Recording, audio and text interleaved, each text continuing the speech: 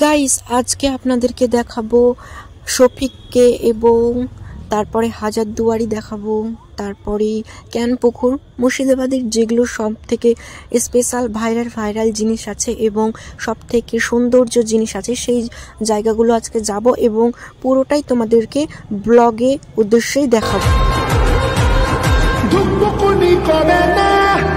Guys আজকের ব্লগটিতে অনেক মজা হয়েছে, ভিডিওটা কেউ স্কিপ না করে মনোযোগ দিয়ে দেখতে থাকো আর লাইক করতে থাকো।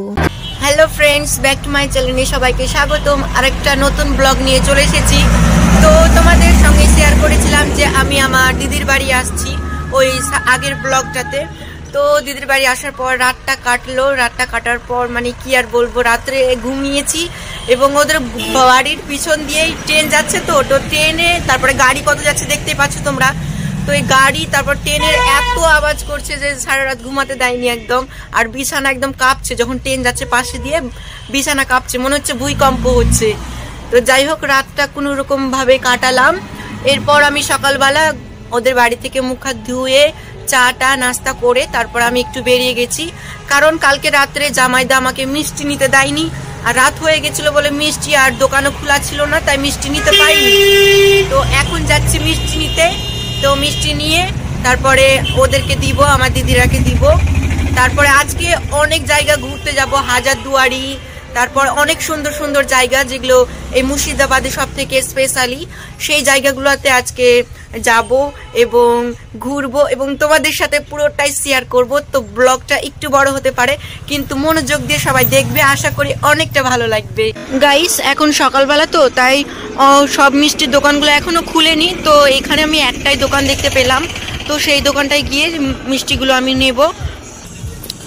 তো গাইস এখানে একটা মিষ্টির দোকান আছে, এই দোকানটাতে মিষ্টি নেব। তো এখানে মিষ্টি তারপরে চা ডালপুরি সব রকমের জিনিস বিক্রি করা হচ্ছে। তো যাই হোক আমি এবার মিষ্টি পছন্দ করি একটা, তারপরে নিব। সো গাইস আমার মিষ্টি নেওয়া হয়ে গেছে। এই দেখো মিষ্টি 10 টাকা পিস, তো 100 টাকা নিলাম 10 পিস। তো এবার যাব জামাই দাদের বাড়ি, এবার ওদেরকে গিয়ে মাকে মিষ্টিটা দিয়ে দিব।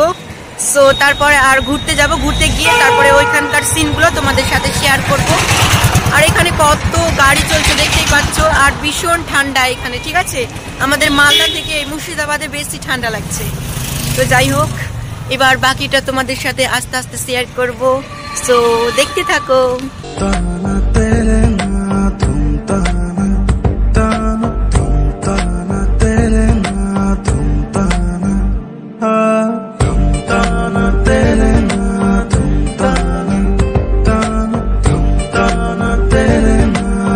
মুর্শিদাবাদ আদিমগঞ্জ জেলাতে এত যে ঘোড়াগাড়ি পাওয়া যায় আমি না আসলে বিশ্বাস করতে পারতাম না। আমাদের মালদাতে একটাও ঘোড়াগাড়ি আর এখন দেখা যায় না, কিন্তু এখানে দেখো কত ঘোড়াগাড়ি এবং সবাই বসে এতে যেতে পারে। সকালে নাস্তা করে আমরা বেরিয়ে গেছি, আমি এবং জামাইদার একটা বন্ধু। তো আমরা 3 জন মিলে বাইকে বসে বেরিয়ে গেছি হাজারদুয়ারি যাব বলে। হাজারদুয়ারির 1 কিলোমিটার আগেই এত ভিড় রাস্তাতে, তাহলে হাজারদুয়ারির কাছে কত ভিড় হবে তোমরা একবার ভাবো। গাইস আমরা বিন্দাস 3 জন মেলা একদম বাইকে নাচতে গাইতে যাচ্ছিলাম। যেতে যেতে রাস্তাতে পুলিশে ধরে এলো, কারণ 3 জন আছে কিন্তু একজনেরও মাথায় হেলমেট ছিল না, ওই কারণে। তো ওইখানে জামাইদার চিনা জানা কিছু লোক ছিল বলে ওখানে কিছু টাকা দিয়ে আমরা ছুটে চলে আসলাম। আসার পর দেখো গাইস হাজারদুয়ারির গেটের সামনে লাখ লাখ মানুষ ভিড় করে দাঁড়িয়ে আছে, আর এরা সকাল থেকে টিকিট কাটার জন্য ওয়েট করছে কিন্তু এখনো টিকিট কেটে পায়নি। তো আমরা যদি এখন টিকিট কাটতে যাই তাহলে মনে করো এখানেই সারা দিনটা কাটিয়ে দিতে হবে, বাকি জায়গাগুলো আমরা ঘুরতে আর যেতে পারবো না। ওই কারণে আমরা এখানে জাস্ট কিছুক্ষণ থাকলাম এবং বাইরে থেকেই এইখান থেকে যতটা পারলাম শ্যুট করলাম এবং ছবি তুলে তারপরে আমরা এখান থেকে বেরিয়ে গেছি। এখানে আর থাকিনি, কারণ এত ভিড়ের মধ্যে আমরা থাকতে পারবো। গাইস হাজারদুয়ারির গেটের সামনেও এত পুলিশ, কি আর বলবো, পুলিশ দেখে ভয় পেয়ে গেছি। যেখানেই যাচ্ছি সেখানেই শুধু পুলিশ। আমাদের কপালে কি আজকে শনি লেখা আছে? গাইস এভাবেই দোনমনো করতে করতে আমরা চলে আসলাম মতিঝিল পার্কের কাছে। এই পার্কটি অবস্থিত রয়েছে মুর্শিদাবাদ জিয়াগঞ্জ এলাকায়। তো এই পার্কটি সব থেকে এখানকার বৈশিষ্ট্য এবং পুরাতন পার্ক, আর অনেক বড়টা। এই পার্কেটা ঘুরতে ঘুরতেই মানে আমাদের 3-4 ঘন্টা টাইম লেগে গিয়েছে। আর এই পার্কেটাতে এসে আমার তো গেটের লুকিংটা দেখো একবার, কি সুন্দর, দারুণ গেটের লুকিং করেছে। তো যাই হোক, তো পার্কের ভিতরে গিয়ে আমার দেখা হলো যে ওখানে শ্যুট চলছে। আবার কাদের শ্যুট জানো? শফিক নাটক করে না, যে ফানি ভিডিওগুলো হয়, ওই শফিক, তারা দেখছি ওখানে শ্যুট করছে একটা অ্যালবাম গানের ভিডিওর। তো ওইখানে গিয়ে আমরা ওদেরকে দেখলাম, ওদের সঙ্গে একটু আলাপ করলাম। তো ওদের সাথে কোনো রকম মানে ভিডিও করতে দেয়নি, তাই আমি ওদেরকে ভিডিও শ্যুট করতে পারিনি। তো অল্প কিছু একটু ভিডিও শ্যুট করেছি, যেটা তোমাদেরকে ভিডিও শেষের দিকে দেখাবো।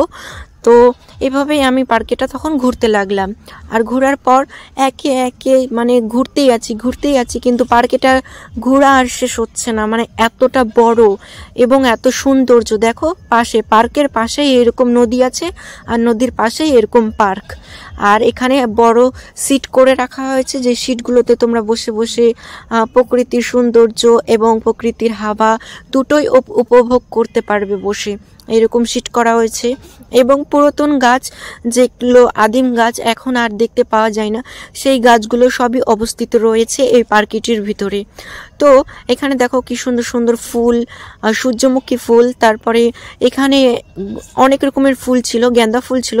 কিন্তু আমাকে সব থেকে বেশি ভালো লেগেছে যেখানে একটা গোলাপ ফুলের বাগান ছিল। বাগানটা বিরাট বড়, হ্যাঁ, আর প্রত্যেকটা ফুল কিন্তু লাল লাল গোলাপ ফুল ফুটে আছে। এতটা সৌন্দর্য লাগছিল দেখতে ফুলগুলো। তো সেই বাগানটাও দেখাবো, তো সেটা একটু লাস্টের দিকে দেখাবো। এখন আমি বাইরে মানে কি ঢুকলাম, তো ঢোকার সময় যেই জিনিসগুলো আমি দেখেছি সেই জিনিসগুলো তোমাদের সাথে শ্যুট করে নিয়েছি তোমাদের দেখাবো বলে।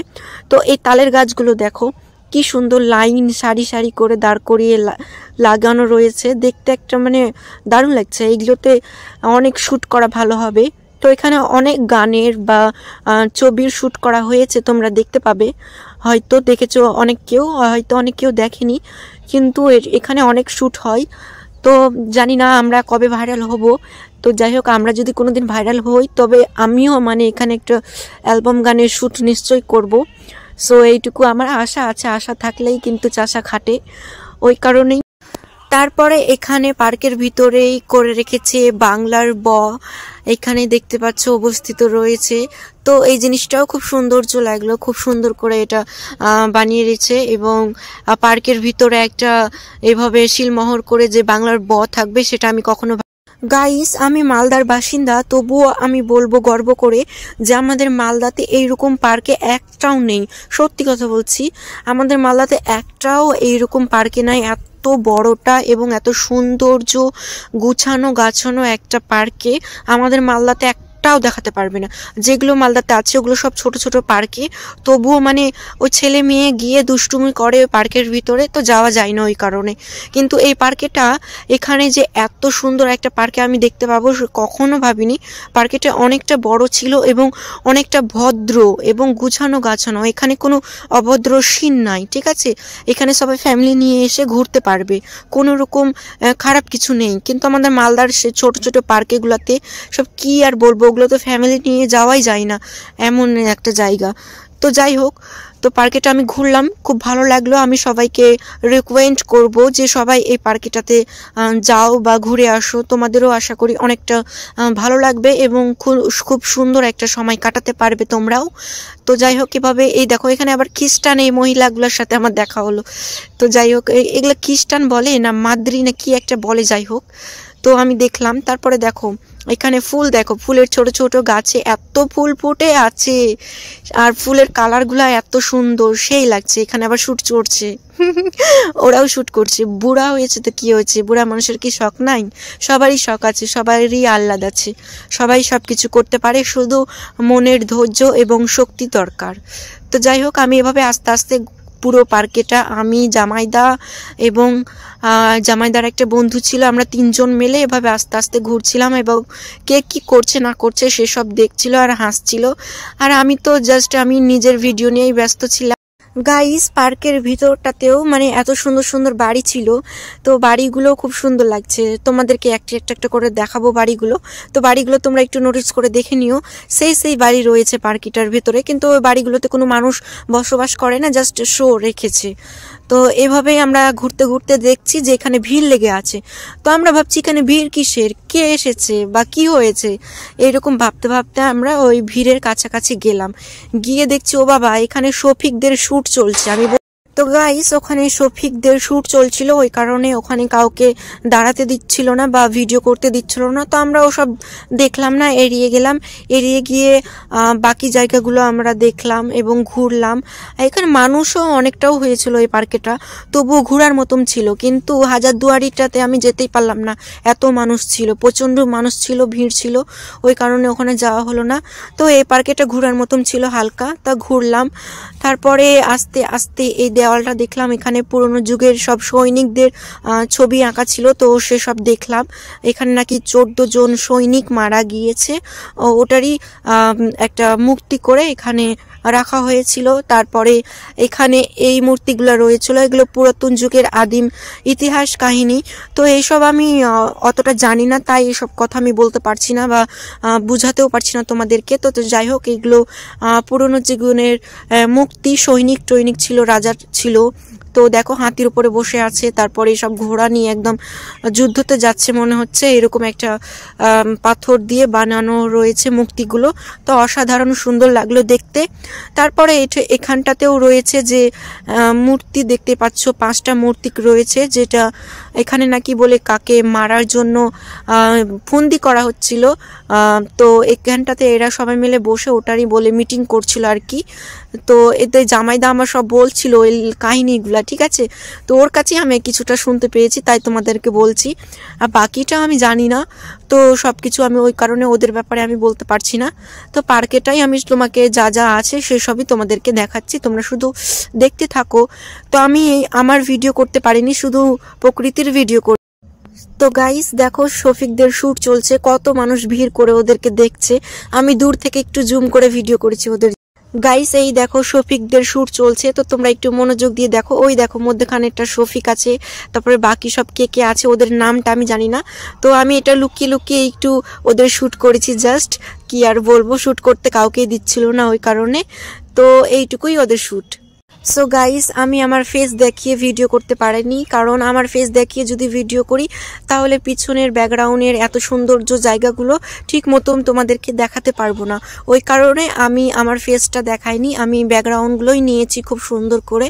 তো একটু জাস্ট তোমাদেরকে দেখালাম, যে নিজেকে না দেখালে তখন ভাববে যে হয়তো আমি যাইনি, এমনি শুধু বকবক করছি। ওই কারণে নিজের ভিডিও একটু শ্যুট করেছি, আর বাকিটাও ওদের ভিডিও শ্যুট করছি। এই দেখো, এরা ও সব ছবি তুলছে শফিকদের সাথে, কি আর বলবো, কত ভিড় দেখছো। তারপরে এই তাল গাছটাতে জামের মতো এসব কি যে ধরে আছে, জাম না লেচু না আঙ্গুর ফল, ভগবান জানে, আমি বুঝতে পারছিলাম না। কিন্তু দেখতে কিন্তু অসাধারণ সৌন্দর্য লাগছিল। এবং এই বাড়িটাও দেখো কি সুন্দর, মনে হচ্ছে একদম রাজার বাড়ি এইরকম লাগছে দেখে। তো যাই হোক, এইটুকু আমি করলাম। তারপরে তোমাদেরকে দেখাবো গোলাপ ফুলের বাগান। এই দেখো, এই বাগানটাতে পুরোটাই শুধু গোলাপ ফুল আর গোলাপ ফুল, আর একদম গোলাপি কালারের, লাল কালারের, অনেক রকমের কালার। তারপর আমরা এখানে দই ফুচকা খেয়ে বাড়ি চলে আসলাম। সো আজকের ব্লগটা এই পর্যন্ত। ভিডিওটি কেমন লাগলো তো অবশ্যই কমেন্টে জানাবেন।